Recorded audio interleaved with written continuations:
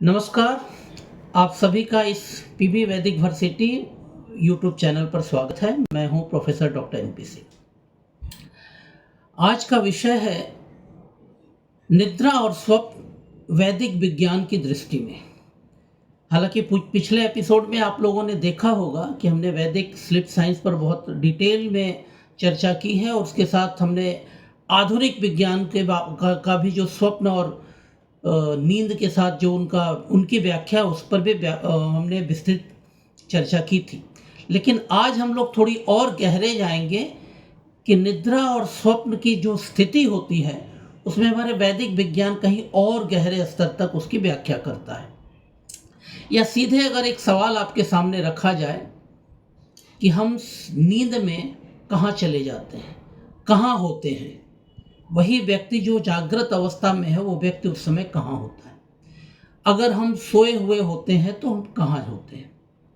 ये सवाल बहुत साधारण सा लगता है, लेकिन जब इसका की उत्तर देने की बात आती है तब हम भी थोड़ा सा छटपटाने लगते हैं कि सही में ये क्या स्थिति है। और जो भी मॉडर्न व्याख्या है वो कहीं ना कहीं व्याख्या होने के बाद भी इस सवाल को उस स्तर पर व्याख्या नहीं कर पाती कि जो व्यक्ति जागृत अवस्था में होता है वो निद्रा की अवस्था में या स्लीपिंग स्टेट में वो कौन से स्टेज में चला जाता है और क्यों चला जाता है, क्या परिवर्तन होती है, उसकी एक न्यूरोलॉजिकल व्याख्या है। लेकिन उससे कहीं ज़्यादा अवस्था होती है कि एक व्यक्ति जिसकी अपनी चेतना है, अपनी कॉन्शसनेस है, अपना एक रिस्पॉन्स है इंटेलेक्चुअल, वो किस तरह परिवर्तित होता है और क्यों। इस पर हम चर्चा करेंगे आज के इस विषय पर। उसके पहले आप सभी से एक निवेदन है कि आप इस चैनल को लाइक करें, सब्सक्राइब करें, बेल आइकन बिल्कुल दबा दें ताकि आपको नोटिफिकेशन मिलता रहे। तो आइए आज की जब हम इस चर्चा करते हैं तो भारतीय वैदिक विज्ञान में विशेषकर उपनिषदों में बहुत विस्तृत इसकी चर्चा हुई है। और उसमें एक बात आती है कि जब हम जगे हुए होते हैं तो हमारा अस्तित्व जागृत अवस्था में हमारे शरीर की जो हमारी अवस्था होती है वो क्या होती है और हमारे अंदर की जो जीवात्मा है वो क्या स्थिति में होती है। दो बातें कही गई है कि स्थान जो है, जब शरीर जागृत है तो जीवात्मा उस जागृत स्थान में है, क्योंकि शरीर की जो अवस्था रहेगी उसी स्थान में जागृत का वो स्थान रहेगा, जीवात्मा का वो स्थान रहेगा। तो जब हम जागृत अवस्था में हैं तो इसका मतलब कि हमारे आसपास की जो परिवेश है, जो कुछ भी आसपास घट रहा है, जो कुछ भी हमारे आसपास या हमारे शरीर या शरीर के बाहर जो कुछ भी हो रहा है उसके प्रति हम कहीं ना कहीं जागरूक हैं, अवेयर हैं, या उसको हम समझ रहे हैं या उस पर हम अपनी प्रतिक्रिया दे पा रहे हैं। अब हम वैदिक परंपरा की बात करें तो थोड़ा गहरे जाएंगे कि मॉडर्न मेडिसिन तो सिंपल है कि हमारा एक इंटरेक्शन है और जब सो जाते हैं तो हम एक अलग फेज में चले जाते हैं। लेकिन यहाँ जो है कि हमारे जो कहे गए हैं कि 7 अंग हैं। जब हम जागृत अवस्था में रहते हैं तो हम अपनी आउटर वर्ल्ड से, यानी हम अपने बाहर की दुनिया से 7 अंगों के द्वारा हमारा संबंध होता है। और वो 7 अंग क्या है? सिर है, हमारी आंखें हैं, हमारे कान हैं, हमारी वाणी है, वॉइस, हमारे फेफड़े हैं, हमारा हृदय है और हमारे पैर हैं।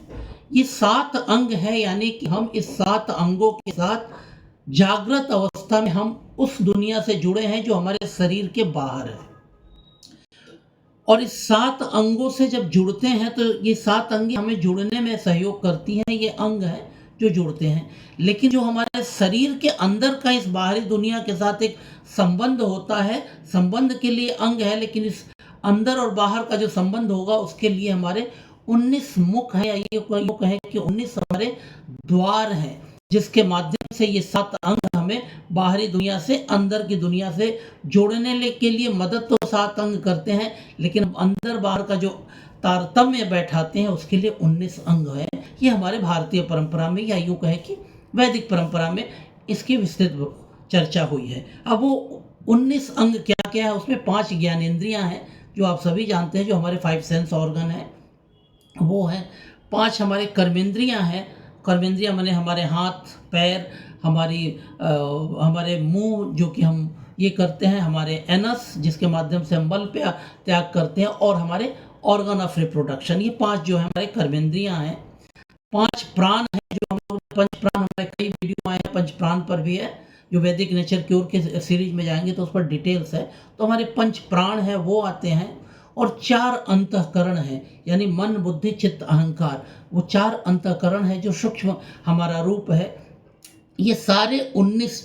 जो हमारे द्वार है, या 19 जो हमारे ओपनिंग्स है, या मुख बोले या मुंह बोले, जो हमारे शरीर के अंदर हैं, और ये हमारे बाहरी दुनिया के साथ जो संबंध बनाते हैं,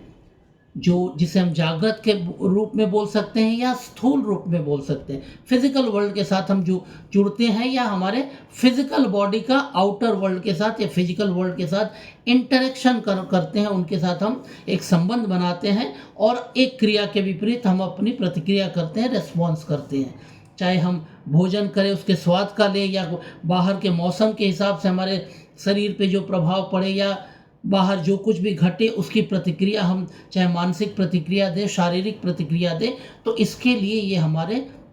7 अंग और 19 मुख या 19 द्वार हैं, इसके माध्यम से हम संबंध बनाते हैं। अब यहाँ पर हम एक थोड़ा सा, अगर आप लोग जानेंगे तो बृहदारण्यक बृहद आरण्यक उपनिषद जो है, उसमें एक बहुत अच्छा इसका उदाहरण मिलता है। अजातशत्रु जब गर्ग को उपदेश देते हैं या समझाते हैं, तो उसमें एक उदाहरण है कि वो एक व्यक्ति को जो सोया हुआ है उसे विभिन्न नाम से पुकारते हैं, वो व्यक्ति को कि भाई उठ जाओ, लेकिन वो व्यक्ति नहीं उठता। फिर उस व्यक्ति को वो आस्ते से जाके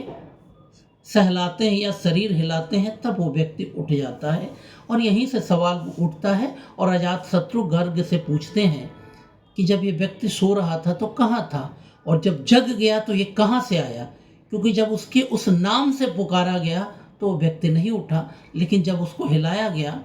उसमें कोई संबोधन नहीं था, कोई नाम नहीं था, उसको नहीं पुकारा गया, लेकिन जब हिलाया गया तो वो उठ गया या जग गया। तो ये 2 स्थितियां हैं कि जो व्यक्ति जागृत अवस्था में जिस नाम से अपने को परिचित है, जिसको नाम से पुकारने पर वो प्रतिक्रिया देता है, वही व्यक्ति सोया हुआ है तो कहीं ना कहीं उसको उस नाम के संबोधन के साथ भी वो कोई प्रतिक्रिया नहीं देता। एक ये है, लेकिन उसको झिझोड़ने पर या हिलाने पर वो उठ जाता है। और तब यही बात आती है कि आखिर ये परिवर्तन क्यों है कि एक ही व्यक्ति, यानी कि जब वो जागृत अवस्था में था तो जाहिर है कि वो जो उसके 5 सेंस ऑर्गन या 7 जो अंग की बात किए हैं, वो जागृत अवस्था में है और बाहरी दुनिया से कनेक्टेड है, वो एक्सट्रोवर्ट है। उस समय उसके सेंस ऑर्गन आउटर स्टिमुलस या stimulus outside of the body, बाहर के जो स्टिमुलस है उसके प्रति कहीं ना कहीं अटेंटिव है। इसकी मॉडर्न साइंस उतनी ज़्यादा डिटेल्स में बात नहीं करता, लेकिन यहाँ पे है कि उस समय, क्योंकि हमारी परंपरा में एक अनाहत साउंड की भी बात होती है कि जो हमारे अंदर भी एक नाद है,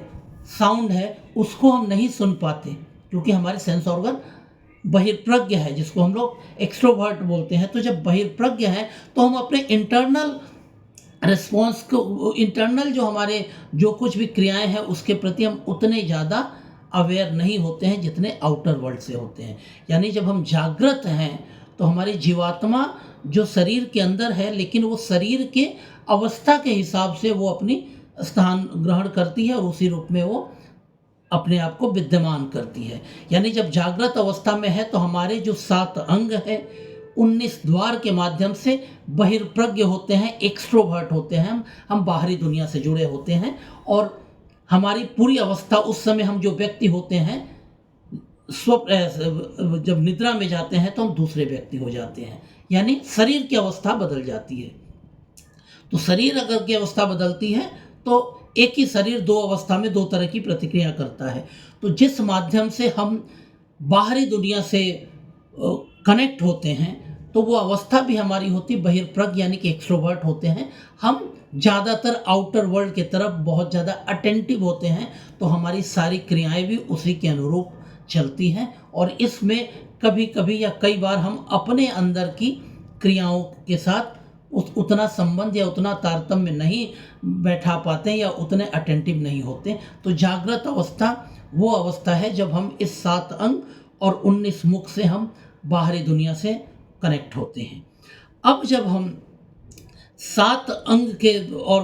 19 मुख के बाद जब हम जागृत अवस्था से निद्रा में जाते हैं, तो ये बड़ा इंटरेस्टिंग है कि निद्रा में जाते हैं, जैसे मॉडर्न साइंस कहती है कि जब हम निद्रा में गए और सो गए, थोड़ी देर बाद नींद आ गई। नींद क्या आ गई या व्यक्ति सो गया, उसी को हम नींद या निद्रा कहेंगे, शायद आज की व्याख्या के हिसाब से हम कह सकते हैं। लेकिन जब हम वैदिक परंपरा में जाएंगे तो ये यहाँ थोड़ा सा आपको और गहरे उतरना होगा, क्योंकि आप नींद में जाने का मतलब है कि सिर्फ आंख बंद कर लेना और सो लेना या खराटे ले लेना नहीं। क्योंकि जब आप जगे हुए थे तो आपके 7 अंग और 19 द्वार के माध्यम से आउटर वर्ल्ड से कनेक्ट थे और एक आपका एक्शन और रिस्पॉन्स हो रहा था। आपकी ऊर्जा वहाँ पे क्षय हो रही थी या ऊर्जा का आप उपयोग कर रहे थे उस चीज़ के साथ इंटरेक्ट करने में या उसके साथ अपनी क्रिया प्रतिक्रिया करने में। तो जब आप नींद में जा रहे हैं तो क्या आपने ये 19 द्वार बंद कर पाए हैं? ये 7 अंग को धीरे धीरे बंद कर पाए हैं, चाहे सिर का हो, चाहे आँख का हो, चाहे कान का हो, चाहे वाणी का हो। इसको जब आप अंदर करेंगे तब आप धीरे जब इन 7 अंगों को 19 द्वार को बंद करेंगे, यानी जो ऊर्जा आपकी बाहर क्षय हो रही थी या ऊर्जा बाहर जा रही थी, कहीं ना कहीं आप बाहरी दुनिया से कनेक्ट हो रहे थे, और अगर आप कहीं भी एक भी द्वार कनेक्ट हैं तो डायरेक्ट इनडायरेक्टली आप कहीं ना कहीं बाहरी दुनिया के साथ फिर थोड़ा बहुत कनेक्टेड है और उसका रिस्पॉन्स होगा, यानी आप अब थोड़ा बहुत बहिर्प्रज्ञ रहेंगे, एक्सट्रोवर्ट रहेंगे। वैदिक परंपरा में निद्रा में जाने का मतलब है कि आपके ये 7 अंग और 19 द्वार को आप टोटली बंद कर ले, तब आप इंटरनलाइज होंगे यानी इंट्रोवर्ट होंगे, जिसको अंतःप्रज्ञ कहेंगे। यानी निद्रा में जाने का अर्थ है कि अंतःप्रज्ञ हो गए, और अंतःप्रज्ञ हो गए कि मतलब आपके वो 7 अंग अब बाहरी दुनिया से, वो तो अंग है लेकिन उसको आपने बाहरी दुनिया से कट ऑफ कर दिया, यानी अब जो ऊर्जा बाहर निकल रही थी उसको आपने रोक लिया। 19 जो द्वार है उसको भी बंद कर लिया, यानी अब जो आपकी एनर्जी थी वो आउटर वर्ल्ड में ना जाके इनर वर्ल्ड में ही घूम रही है, यानी आपके शरीर के अंदर घूम रही है। जो आपके 7 अंग हैं वो शरीर के साथ हैं, लेकिन अब वो आउटर वर्ल्ड के साथ काम नहीं कर रहे, वो अब एनर्जी लेवल पे काम कर रहे हैं, क्योंकि जो एनर्जी क्षय हो रही तो वो एनर्जी अंदर संचय हो रही है और वो 7 अंग में भी जा रही है और वो 19 द्वार में भी घूम रही है, अंदर है लेकिन बाहर नहीं जा रही है। इसका मतलब है कि अब आप इंट्रोवर्ट में आ गए, और हर द्वार अगर बंद हो गया, हर अंग बंद हो गया, तब आपके पूरे की पूरी जो आपकी कॉन्शसनेस है वो धीरे धीरे इंटरनलाइज हो गई और अंदर की दुनिया में आ गई। यानी लेकिन अभी भी 7 अंग और 19 द्वार हैं, लेकिन आउटर वर्ल्ड से कनेक्ट नहीं है क्योंकि आपने उसको बंद कर लिया। लेकिन जो ऊर्जा है, जो आपकी चेतना है, जो जीवात्मा है, अभी भी वो 7 अंग और 19 द्वार के साथ घूम रही है या ऊर्जा उसके अंदर घूम रही है, तो वो उसके अंदर चल रही है। तो इसलिए अब ये सूक्ष्म रूप में जो आप जागृत अवस्था में जो भी कर रहे थे या नहीं कर रहे थे, जो इंटरेक्शन था, उसका सूक्ष्म रूप में आप वही क्रिया करते हैं, और इसी को भारतीय या वैदिक परंपरा में स्वप्न अवस्था कहते हैं। यानी स्वप्न अवस्था में भी आपके ये 7 अंग और एक 19 द्वार रहते हैं, लेकिन सूक्ष्म रूप में होते हैं। ये वर्चुअल रूप में आपको स्वप्न के रूप में ले जाते हैं, क्योंकि जागृत अवस्था में जो आप आउटर कनेक्शन होता है,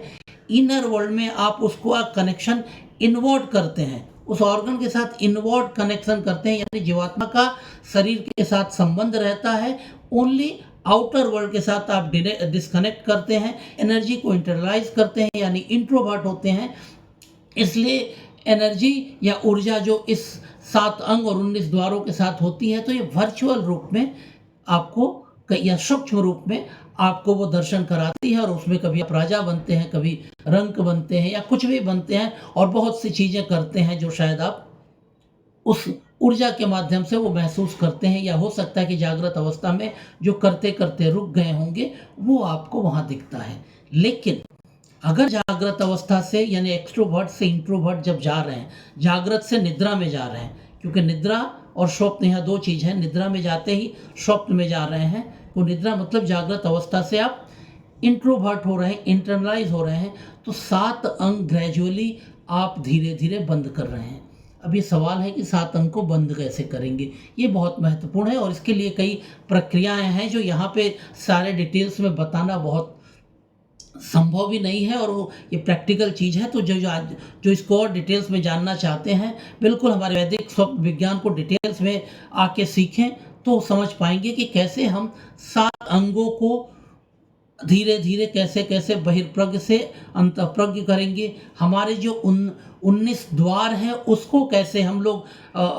इंटरनलाइज करेंगे यानी अंतःप्रज्ञ करेंगे, और ये 7 जो अंग है और 19 जो द्वार है, इनके अंतर संबंधों को समझ के तब हम प्रायोरिटी करेंगे कि पहले किस अंग को हम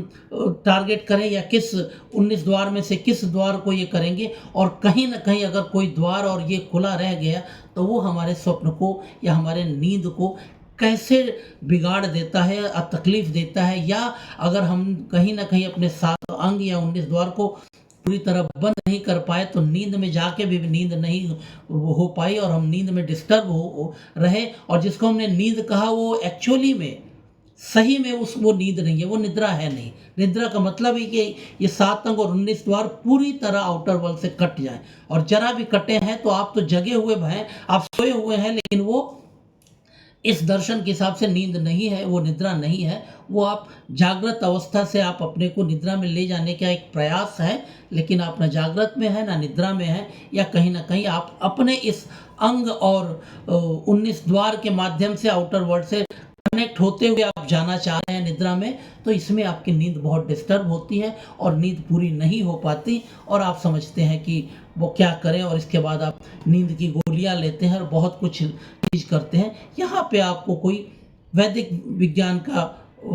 एक्सपर्ट ही आपको कैसे गाइड कर सकता है और एक एक चीज को आइसोलेट कर सकता है कि आपके ऊपर समस्या है ये 7 अंग और 19 द्वारों में से कहाँ पे अटकी हुई है जो आपको नींद को डिस्टर्ब कर रही है और नींद आपको की पूरी होने नहीं दे रही है। आपको लगता है सो रहे हैं, या आपको लगता है दवा खा के आप सो गए, दवा खा के आपने सो नहीं गए, दवा खा के आपने अपने शरीर को शरीर के नर्व को इतना काम कर दिया, इतना उसको बांध दिया, इसको उतना मतलब क्या बोलते हैं कि आप बांध के रख दिए कि वो काम नहीं कर पाए, और आप एक अवचेतन वाली अवस्था में चले गए और आपको लगा कि नींद हो गई, लेकिन आपका जो ये 7 अंग और 19 द्वार का कनेक्शन था वो रह गया, लेकिन शरीर की जो अंदर की फिजियोलॉजिकल सिस्टम है उसको आपने दवा के माध्यम से रोक दिया और आपको लगा कि नींद पूरी हो गई। उठने के बाद आप या जगने के बाद आपको फिर लगेगा कि शरीर में वही आपकी क्लांति है, वही थकान है, आपको फ्रेश नहीं महसूस होगा, आपको लगेगा नहीं, तरोताज़ा नहीं महसूस कर पाएंगे, क्योंकि दरअसल आपने बहिर्प्रज्ञ होते हुए आप नींद में जाना चाहते हैं। यह सबसे बड़ी समस्या है, और इस समस्या से निपटने के लिए आपको कहीं ना कहीं ऐसे व्यक्ति से संबंध करना पड़ेगा जो आपके शरीर की अवस्था, आपकी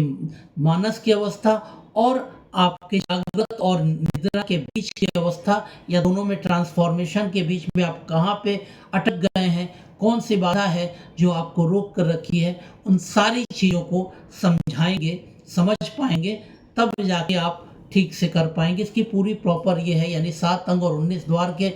इंटरकनेक्शन बहुत होंगे, किस अंग का किस ऑर्गन को कैसे प्रभावित कर रहा है, किस अंग का किस 19 द्वार में कौन से द्वार कैसे प्रभावित कर रहा है, तो बहुत से इसके पैरामीटर्स होंगे या बहुत से इसके चैनल बन जाएंगे। उस हर चैनल को समझना पड़ेगा, यानी एक व्यक्ति के प्रॉब्लम को समझने के लिए इतना डिटेल में स्टडी करना पड़ेगा, तब जाके आप सही में जो स्वाभाविक निद्रा है पा सकते हैं। और ये आपको सिर्फ और सिर्फ वैदिक विज्ञान या वैदिक निद्रा विज्ञान या वैदिक स्वप्न विज्ञान जो बोलिए उसी में जा सकते हैं। अब जब आप नींद ये में जाते हैं, भारतीय परंपरा में जागृत से स्टेज में निद्रा की बात हम लोग कहते हैं, लेकिन निद्रा मतलब आप स्वप्न अवस्था में ही जा रहे हैं। अगर वे उपनिषदों की बात करें तो जागृत अवस्था है, उसके बाद स्वप्न अवस्था है। तो स्वप्न अवस्था यही है कि आप जागृत से जब जा रहे हैं, यानी वो स्टेज है कि आप अपने 7 अंग और 19 द्वार को स्थूल से सूक्ष्म की ओर ले जा रहे हैं। ये स्टेज है जर्नी की, कि आप शरीर से पहले आप शरीर के अंदर की सूक्ष्मतर रूप के ना, शरीर भी अगर आज की भाषा में बने तो शरीर किससे बना है? शरीर जो है उसके अलग फिजियोलॉजिकल सिस्टम है। फिजियोलॉजिकल सिस्टम किससे बने? अलग अलग ऑर्गन से मिल के बने। ऑर्गन किससे बने हैं? टिश्यू से बने। और टिश्यू किससे बना है? सेल से बना है। और सेल किससे बना है? तो अगर आ जाएंगे तो अल्टीमेट में आप वही कार्बन, हाइड्रोजन, ऑक्सीजन और उसके सूक्ष्म में जाएंगे तो आप वही इलेक्ट्रॉन, प्रोटॉन, न्यूट्रॉन और भारतीय परंपरा में जाएंगे तो तन्मात्र की बात जाएगी। तो यानी आप जब, और उसी का बढ़ता बढ़ता यानी मैक्रो से माइक्रो या माइक्रो से मैक्रो, तो हम जब जागृत से स्वप्न अवस्था में जा रहे हैं तो स्थूल से सूक्ष्म की यात्रा भी हो रही है। पहली, स्थूल से सूक्ष्म की यात्रा यानी आप फिजिकल वर्ल्ड से कहीं ना कहीं आप शटल वर्ल्ड में जा रहे हैं, फिजिकल वर्ल्ड से माइक्रो वर्ल्ड में आ रहे हैं और अपने शरीर के सूक्ष्म रूप में जा रहे हैं। और इसीलिए जो आपके फिजिकल ऑर्गन है या फिजिकल जो आपके 7 ऑर्गन है या आपकी जो ओपनिंग है शरीर के, वो उसका आप सूक्ष्म रूप में यूज़ करते हैं और इसीलिए आप स्वप्न अवस्था में जा रहे हैं। जब आप स्वप्न अवस्था में जा रहे हैं तो ये सबसे बड़ी बात है आपको कि पहला स्टेज जो हमारा है कि जागृत से हम स्वप्न अवस्था में कैसे पहुंच रहे हैं। और ये अगर स्टेज ठीक ठीक नहीं हो रही है तो जागृत और स्वप्न के बीच में हम अगर फंसे हुए हैं तो ना जगना पूरा हो पा रहा है, ना सोना पूरा हो पा रहा है। यानी सोने में भी आपको शांति नहीं मिल पा रही है और जगे हुए अवस्था में शांति नहीं मिल पा रही है, और आपका नींद भी डिस्टर्ब है और आपकी जागृत अवस्था भी डिस्टर्ब है, और इसलिए आप काम नहीं कर पा रहे हैं और आपकी कहीं ना कहीं आप अपने आप से ही जूझ रहे हैं। तो ये, और इसके बाद कई और इसी की वजह से प्रॉब्लम आ सकती है। तो आप सबसे पहले इस चीज़ को आइडेंटिफाई करें और तब आप इसको समझ पाएंगे और बहुत बेहतर ढंग से तब आप अपने जीवन को परिपाटी पर ले आ पाएंगे। तो आज और इसके बाद वाला जो स्टेज होता है कि अब स्वप्न से हम सुषुप्त अवस्था में जाते हैं, तो वो हम इसके बाद चर्चा करेंगे। आज के लिए हम लोग इतना ही रखते हैं। तो धन्यवाद सभी का, आभार कि आपने पूरा वीडियो देखा और अपने स्वास्थ्य के प्रति थोड़ा सजग रहिए और अपने जागृत और स्वप्न के बीच के संबंध को भी समझिए और उसको सुधारिए, और स्वप्न से फिर सुषुप्त अवस्था अगले एपिसोड में करेंगे। तो अभी के लिए बहुत बहुत धन्यवाद। नमस्कार।